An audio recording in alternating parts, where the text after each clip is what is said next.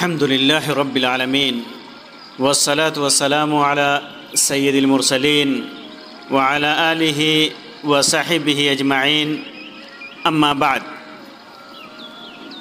محترم سامعین کرام، انسان فطری طور پر سماجی اور معاشرتی واقع ہوا ہے. سماج اور معاشرہ کا خوگر واقع ہوا ہے جو اپنے ہی طرح کے لوگوں سے مانوس ہوتا ہے. چنانچہ اس کے لیے معاشرے اور سماج سے الگ ہو کر تنہا زندگی گزارنا مشکل ہوتا ہے. اس لیے اپنی طبیعت کے حساب سے لوگوں کے ساتھ اٹھنا بیٹھنا اور ایک دوسرے سے مانوس ہونا اور ان کے دکھ درد سوجھ بوجھ اور تجربات میں شریک ہونا اور ان سے فائدہ اٹھانا فطری امر ہے. اب چونکہ لوگوں کا ایک دوسرے کے ساتھ اٹھنا بیٹھنا ضروری ہوا تو دین حنیف نے، شریعت اسلامیہ نے اس کے کچھ آداب اور احکام بیان فرمائے ہیں جس سے معاشرے کی بنیادیں صحیح اور قائم و دائم رہیں اور لوگ خیر و بھلائی اور نصیحت و دعوت میں ایک دوسرے کے معاون و مددگار رہیں اور ہر اس راستے سے ان کی حفاظت کریں جو ان کے لیے نقصان دہ ہوں. اس میں قول اور عمل ہر طرح کا معاملہ شامل ہے. اگر ایسا ہوتا ہے تو ان کے درمیان الفت اور محبت پنپتی ہے اور یہ ان کے لیے دنیا اور آخرت میں مفید ہوگا اور وہ قیامت کے دن حسرت و افسوس سے محفوظ رہیں گے. محترم بھائیوں، آج کے بیان میں آئیے ہم مجلسوں کے متعلق ان چند آداب کا ذکر کرتے ہیں جو ہمیں اسلام نے دیا ہے. محترم بھائیوں، مجلسوں کے سب سے بہترین آداب میں سے یہ ہے کہ آدمی نیک ہم جلیس کا انتخاب کرے. جس کے ساتھ بیٹھ رہا ہے یہ دیکھے کہ وہ نیک ہے یا برا ہے، جو اس کے لیے دنیا سے پہلے دین کے معاملے میں نفع بخش ہو. جب وہ مجلس میں آئے تو وہ اس کے حق و مرتبہ کی رعایت کریں اور اس کے لیے نیک تمنائیں رکھیں، اس کے لیے دعائیں کریں، اور جب اس مجلس میں نہ ہو تو اس کی عزت و ناموس کی حفاظت کریں. اللہ کے رسول صلی اللہ علیہ وسلم نے ہمیں نیک لوگوں کی مجلس اختیار کرنے کی ترغیب اور رہنمائی کی ہے اور برے اور غفلت پرست لوگوں کی صحبت سے دور رہنے کی تاکید کی ہے. صحیحین کے اندر ابو موسیٰ اشعری رضی اللہ تعالی عنہ سے مروی ہے کہ اللہ کے رسول صلی اللہ علیہ وسلم نے فرمایا کہ نیک اور برے دوست کی مثال مشک ساتھ رکھنے والے اور لوہار بھٹی دھونکنے والے کی سی ہے. وہ اس میں سے یا تو تمہیں کچھ تحفہ کے طور پر دے گا یا تم اس سے خرید سکو گے. یعنی انسان اگر نیک لوگوں کے ساتھ بیٹھتا ہے یا جیسے مشک بیچنے والے کے ساتھ بیٹھتا ہے تو یا تو اس میں سے خرید لے گا یا پھر اس کو کچھ تحفہ میں سے ملے گا، یا کم از کم اس کی خوشبو، عمدہ خوشبو سے آدمی محظوظ ہو سکے گا. اور بھٹی دھونکنے والا اگر اس کے پاس بیٹھتا ہے یا تو تمہارے کپڑے بھٹی کے آگ سے جلا دے گا، اس کی چنگاری سے جلا دے گا، یا تمہیں اس کے پاس سے ایک ناگوار بدبودار دھواں پہنچے گا. اسی طرح نیک آدمی کے ساتھ بیٹھنے والا یا تو اس کے نیکیوں سے فائدہ اٹھائے گا یا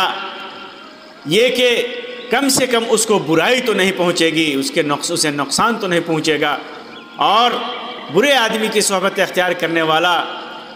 یا تو اسے برائی پہنچے گی یا برا اثر لے کر کے جائے گا.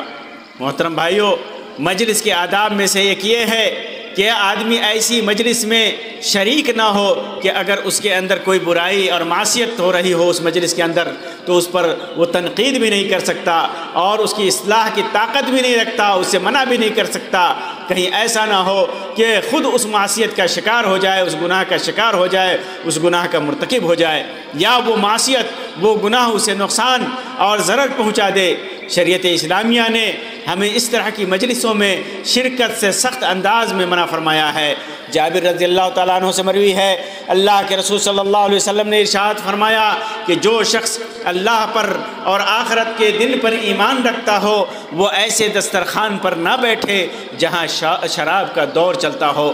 محترم بھائیوں، مجلسوں کے آداب میں سے ایک یہ ہے کہ عام گزرگاہوں پر بیٹھنے سے اجتناب کیا جائے، پرہیز کیا جائے، تاکہ کسی کو تکلیف کا باعث نہ بنے اور لوگوں کے عیوب سے واقف نہ ہو۔ نیز یہ کہ بسا اوقات آدمی ایسے کام دیکھتا ہے یا ایسی باتیں سنتا ہے جو شریعت مخالف ہیں تو اس سے اسے تکلیف ہوتی ہے، اور اگر ایسے راستوں پر بیٹھنا کسی وجہ سے نہایت ہی ضروری ہو تو راستے کا حق ادا کرے۔ ابو سعید خدری رضی اللہ تعالیٰ عنہ سے مروی ہے، فرماتے ہیں کہ اللہ کے رسول صلی اللہ علیہ وسلم نے فرمایا کہ راستوں میں بیٹھنے سے بچو۔ صحابہ کرام نے عرض کیا کہ ہم تو وہاں بیٹھنے پر مجبور ہیں، نہایت ہی ضروری کام آن پڑتا ہے، وہیں ہمارے بیٹھنے کی جگہ ہوتی ہے کہ جہاں ہم باتیں کرتے ہیں، اپنے معاملات حل کرتے ہیں۔ اس پر آپ صلی اللہ علیہ وسلم نے فرمایا کہ اگر وہاں بیٹھنے کی مجبوری ہی ہے تو راستے کا حق بھی ادا کرو۔ صحابہ کرام نے پوچھا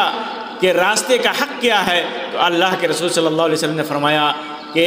راستے کے حقوق ہیں نگاہ نیچی رکھنا، کسی کو ایذا اور تکلیف دینے سے بچنا، سلام کا جواب دینا، اچھی باتوں کے لیے لوگوں کو حکم کرنا اور بری باتوں سے روکنا۔ اسی طرح مجلسوں کے آداب میں سے یہ ہے کہ جب کسی مجلس میں جائے تو ان کو سلام کرے، اور جہاں جگہ ملے وہیں بیٹھے، آخر میں جگہ ملے آخر میں بیٹھے، جس جگہ ملے جہاں جگہ ملے وہیں بیٹھے۔ ابو ہریرہ رضی اللہ تعالیٰ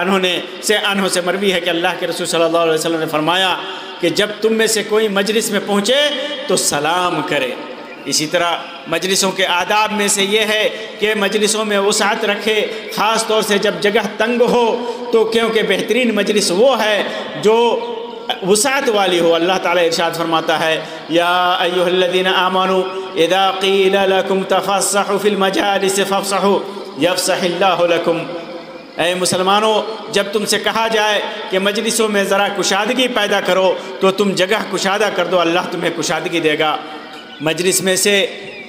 مجلس کے آداب میں سے یہ بھی ہے کہ مجلس میں جب پہنچے تو مجلس سے کسی شخص کو اس لیے نہ اٹھائے کہ وہ یہاں خود بیٹھے گا یا کسی اور کو، اپنے چاہنے والے کو یا کسی مقام و مرتبہ والے کو بیٹھائے گا۔ اللہ کے رسول صلی اللہ علیہ وسلم نے اس سے سختی سے منع فرمایا ہے۔ صحیح بخاری اور صحیح مسلم کے اندر عبداللہ ابن عمر رضی اللہ تعالیٰ عنہما سے مروی ہے کہ اللہ کے رسول صلی اللہ علیہ وسلم نے اس بات سے منع فرمایا کہ کسی شخص کو اس کی جگہ سے اٹھایا جائے تاکہ دوسرا اس کی جگہ پر بیٹھے، البتہ آنے والے کو مجلس میں جگہ دے دیا کرو اور فراخی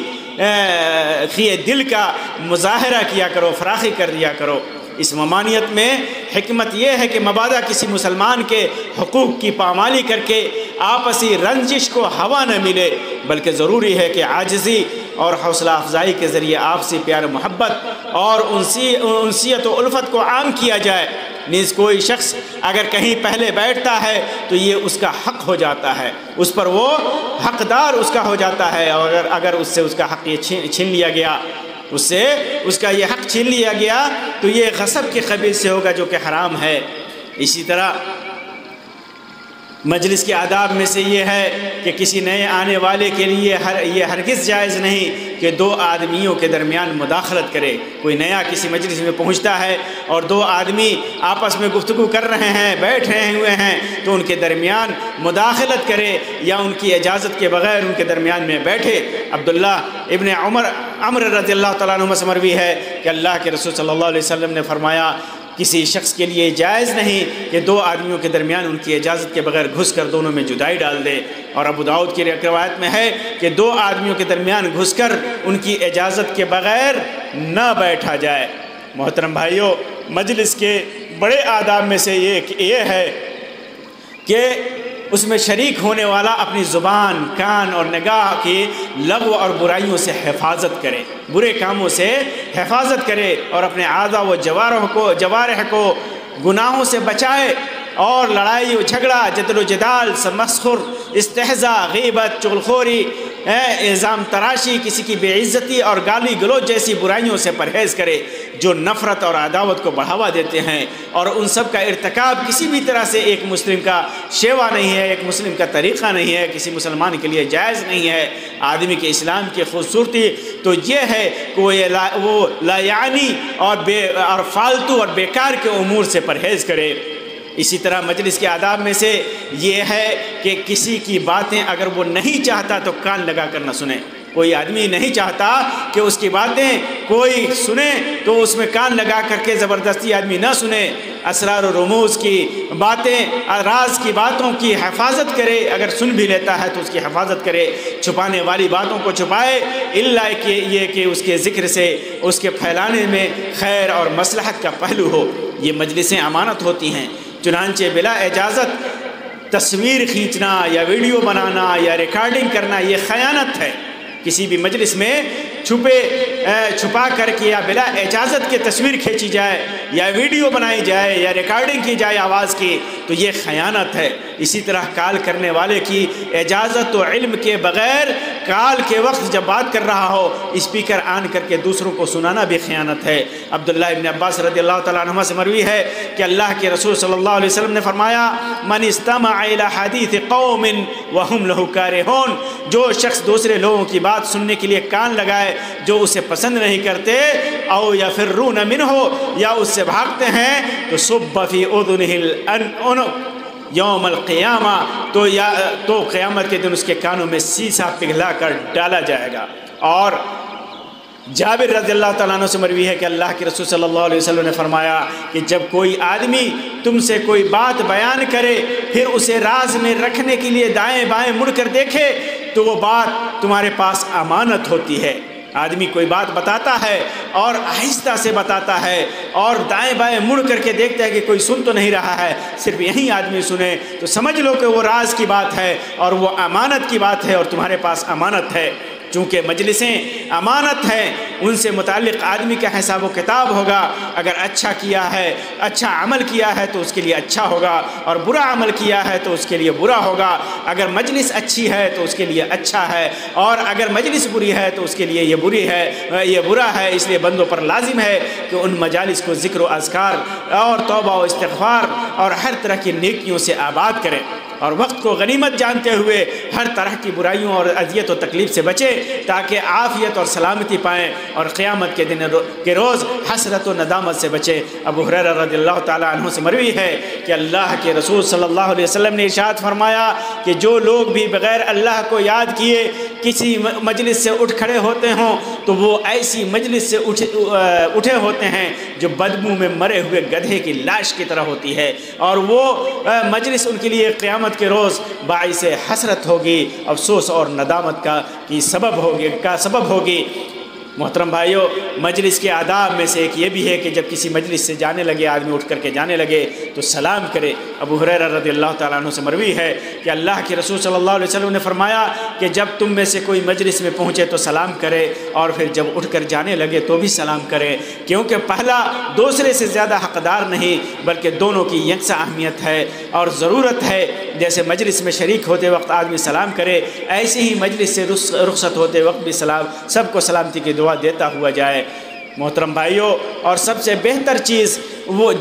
جو سب سے بہتر چیز ہے وہ یہ ہے کہ مجلسوں میں مرتکب حفوات اور زلات کا کفارہ ادا کیا جائے۔ کوئی غلطی کا ارتکاب کر بیٹھا، کسی غلطی کا ارتکاب کر بیٹھا ہو تو اس کا کفارہ ادا کرے۔ ابو ہریرہ رضی اللہ تعالیٰ عنہ سے مروی ہے کہ اللہ کے رسول صلی اللہ علیہ وسلم نے ارشاد فرمایا، جو شخص کسی مجلس میں بیٹھے اور اس سے بہت سی لغو اور بیہودہ باتیں ہو جائیں، سرزد ہو جائیں، غلط باتیں سرزد ہو جائیں، اور وہ اپنی مجلس سے اٹھ جانے سے پہلے یہ پڑھ لے، یہ دعا پڑھ لے، سبحانک اللہم وبحمدک اشہد ان لا الہ الا انت استغفر واتوب الیک، یہ دعا پڑھ لے۔ اس کا مطلب ہوتا ہے پاک ہے تو اے اللہ، اور سب تعریف تیرے لیے ہے، میں گواہی دیتا ہوں کہ تیرے سوا کوئی برحق معبود نہیں، میں تجھ سے مغفرت چاہتا ہوں اور تیری طرف رجوع کرتا ہوں۔ اگر یہ دعا پڑھ لیتا ہے اس مجلس میں اٹھ کر جانے سے پہلے تو اس مجلس میں اس سے ہونے والی لغزشیں اور غلطیاں معاف کر دی جاتی ہیں۔ اللہ تعالیٰ سے دعا ہے کہ اللہ رب العزت ہمیں نیک اعمال کی توفیق بخشے اور ہر طرح کے گناہوں اور برائیوں سے بچائے. آمین یا رب العالمین. وآخر دعوانا ان الحمد للہ رب العالمین وصلی اللہ علی خیر خلقہ وسلم. والسلام علیکم ورحمۃ اللہ وبرکاتہ.